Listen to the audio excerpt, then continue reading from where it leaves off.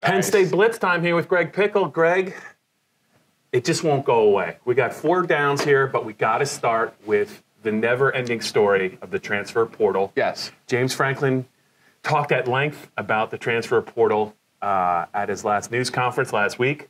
We had the pleasure of hearing that, all 27 minutes of it.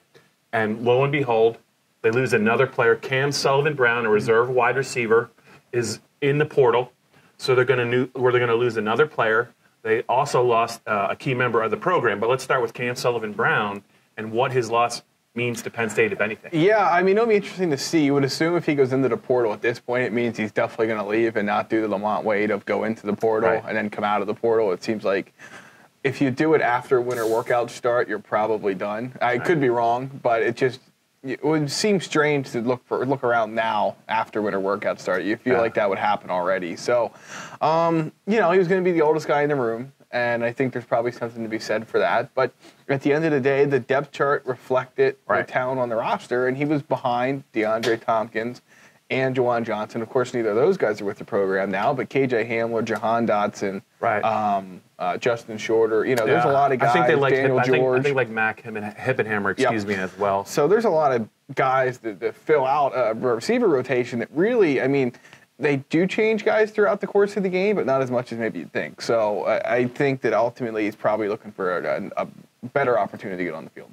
I think the subtext here from you, if I'm reading it right, is you wish him well, but you don't know that Penn State was going to miss him all that much. I think it's more or less where we're at this point. Now, if he does come back, maybe he finds a way to earn more snaps. But again, the thing with the portal is if you're going to look around, you probably can see the writing on the wall and know what your snap count's going to be anyway. There's only one Penn State player that survived the portal to date, and it's Lamont Wade. And he's a Pennsylvania kid, so I think we know why that happened. Anyway, I think a bigger loss to the program is Kenny Sanders. He was a key cog in the recruiting machine. Is that accurate? And what do you think? He's moving on. Where's he going? Oregon. He's going to Oregon. Someone's alma mater in the background. That's right. But also, I could have swore I heard somebody crack a beer, but it wasn't me. But Kenny Sanders, you talked about it when it happened. This is a pretty significant loss. What did he mean to the program, and how do you think James Franklin will compensate? Yeah, he was the point guy for a lot of their on-campus stuff, a lot of their visit weekends. He and Andy Frank sort of made the ship go in the right direction during those visits, especially game days when things are just so hectic. If you got to Beaver Stadium early enough and you watched the prospects parade out the midfield to meet James Franklin, there's a better than average chance that Kenny Sanders was either leading them out there or he was the one standing there directing traffic. So it's a loss for Penn State. The obvious good subtext and the good news is that whenever programs are looking at your guys for promotions, it says a lot about what you're doing with your program and how you're developing those guys. Sanders got to Penn State at the same time James Franklin did in 2014. So it's a loss, but they have a lot of talented people in that program. I wonder if Justin King will get a look to move up the ladder, or maybe some of the other guys that are in the recruiting room there with Andy Frank leading the way. So we'll see, but it's a big hire for James Franklin, even if it's a role that maybe isn't talked about all that much. And I do think Justin King's got a couple of ins with the Penn State program. Just a couple. He was a Penn State player. Dad's on the staff, and he's been there for a while, so it seemed like a logical kid, he's not a kid anymore, a logical guy maybe to groom for a bigger role. Right. All right, second down here on the Blitz, 7. The number is 7. 7 Lions at the upcoming scouting combine in late February, I think in early March. Yep. Last year they had 8, so that's 15 the last 2 years. I think it's reflecting the depth and the recruiting that James Franklin's been able to accomplish and build at Penn State. They're starting to send more and more kids to Indianapolis. Let's look at these 7. Trace McSorley, a couple of offensive linemen, Connor McGovern, Ryan Bates. I'm trying to remember all these. Come on, you can do it. Miles Sanders, the running back. Sharif Miller, defensive end. Kevin Givens, defensive tackle. I know I'm missing somebody. Oh, Amani Arawari, of all people. Yeah, the guy that's probably maybe a first-round pick. I missed Amani O. Sorry about that, Amani. 7 guys. Obviously, Amani's well-positioned. Trace has some questions to answer.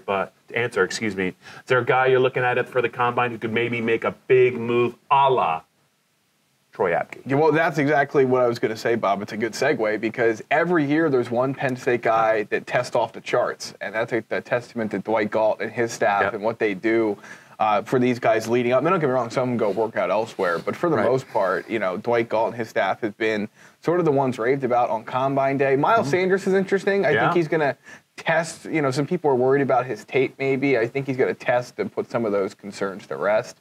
The other one I watch closely is Sharif Miller. I think he can really make a name for himself in Indianapolis. Did you notice how I paused there after Troy Apke for effect? Yes. All right, that's one of my new things here That's on nice. the Penn State Blitz. I actually think I'm going to go a little bit different direction. I think Kevin Givens and Ryan Bates are two guys to watch. I think they have to have great combines. For whatever reason, I think, and there's probably some issues there, maybe with Kevin. But Right. with Ryan, I think Ryan was just a terrific player at Penn State. He's coming out. He made up his mind. He played, I think, 3 years, started 3 years at Penn State. Not really viewed in the same regard. I think right now it's Connor McGovern. Yeah. Versatile kid. But kind of like right now, I don't think he's getting a lot of buzz even as a mid-round pick. So I think he needs to have a good combine. Kevin Givens has always been a workout warrior at Penn State, hot and cold as a player. 3 techniques in the NFL, or even ones. They ask a lot of them. I think they both have to do well. And one other thing, I think Miles Sanders might be ranked on a lot of people's running back boards a little bit higher than we're giving him credit for. Fair. I know that they don't go very high anymore unless they're Barkley. Right. But I think he's maybe a top 6 or 7 running back in the eyes of more than a few people. I think if he cracks 4 or 5, I think he could shoot up the draft board. We're going to have a little pool, you and I, we're going to rank them on a later blitz as to what order they're going to go. And I bet you we do not agree. Sharif Miller is another great pick on your part. I think he's starting to get some buzz as well. All right, I like it. Third Something down. to look forward to, Bob. Third down. We're talking about workouts. Let's talk about the current team winter workouts. Now in the afternoon, no longer in the morning. James made the change, so that means they don't have to get up at 4:30 and then just hate life for the rest of the day. But they're ongoing right now, and usually this is a great springboard for some players, maybe to get better with the blue-white game coming up, and also August practice sessions. Give me a couple of guys. I'll give you a couple of guys. Who do you think's poised to make a move if they can really do well in winter workouts? I think defensively, it's a big year for Shane Simmons to sort of step into the role that we thought he would eventually grow into as a former 4-star recruit. So he's my guy on the defensive side of the ball. Offensively, Mike Miranda jumps out to me. He just does. I think he's the guy that replaces Connor McGovern inside, but he has to continue. He developed really quickly over the last couple of years, and now this is the final step forward before you're in the starting spot. Yeah, I'm looking at guys who are young players that haven't really done this before. A couple of maybe they're second-year players who enrolled in August. So I'm looking at 4 guys. Actually, three first-year players, 1 second- or third-year player. And that's not great. Justin Shorter, trying to build on that December workout plan that caught Trace McSorley's eye. Yeah. At the Citrus Bowl, I think there's a spot there to be won. I think he can claim it. Rasheed Walker, the big offensive tackle, I think Penn State really likes, and they have an opening there with some people moving on, Ryan Bates. Another, P.J. Mustafer, I think, with a good winter conditioning session can maybe lock up maybe a starting spot. Yeah. At defensive tackle, and the other guy to watch, just because they need him to step forward, because I think there's some depth issues there, is Jonathan Sutherland. So those are the 4 guys that I'm going to be looking at in winter workouts and in spring, because I think all 4 of those players, Greg, need to step forward and have a bigger impact if Penn State's going to threaten again for a double-digit win total in the regular season and in the bowl game. So those are my 4. You only have 2. Right. So I like my odds better of being right. You have more that's fish in the pond. It's the old Flounders rule. Always pick more. And if one, it's also the Dave Jones rule. Make a lot of picks. If one of them sticks, you can just take credit for the rest of your life. That's right. Okay, the last down here on the Penn State Blitz, the quarterback competition. James kind of talked about it, but really didn't talk about it last week. We gotta label him somewhere. Tommy's number 1 going into spring. Sean Clifford would be number 2. Will Levis would be number 3. And they have some freshmen that eventually will probably factor in as well. Anything about that surprise you, number 1 and number 2? Should Penn State fans, coaches, and the program, should they worry about Tommy Stevens and his health? I think, no, it didn't surprise me the way. It surprised me a little bit that he came out and listed him the way he did, but how else would he list him? Right. I think it's one of those deals where I was surprised that he did it, but in the same breath, it didn't really shock anyone, I don't think. But he didn't answer the question that needed to be answered to make the list matter. Is Tommy Stevens going to be ready for spring practice or not, and how healthy is he? Should Penn State fans, coaches, players, etc. be concerned? Based on what we know at this point, which we never know a lot about injuries, but based on what we know at this point, James Franklin mentioned it being a significant injury that Stevens had last season. Now, how that somehow it made him available for some games, not every game. The first bowl practice that we went to, then not the Citrus Bowl. I'm not quite sure how that whole timeline worked out. But clearly he's had some foot issues or lower leg issues that have slowed him the last couple of years. And I think they hope this surgery put them to rest. And if not, obviously Sean Clifford, who James Franklin said has a lot of confidence, and we know that, is going to try and sneak his way into the top spot during spring practice. If Stevens can't go, we'll find out later whether that's going to be the case or not.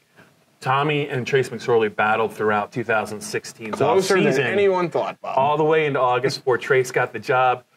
I think that the door will be open for Sean if he plays well and Tommy is not 100%. But my one last question for you is, the fact that they're kind of different quarterbacks, is that affect maybe Penn State's planning? Trace and Tommy could do a lot of the same things, so I don't think that Joe Moore had really tweaked his offense. If you're Ricky Ronnie, do you just expand the offense and just a little bit and then run the plays that each particular quarterback runs well? Yeah, how do you look at it? I mean, I think that's exactly what they'll do. They have, obviously an offense that I think Sean Clifford can run it. I think he's more. Yeah.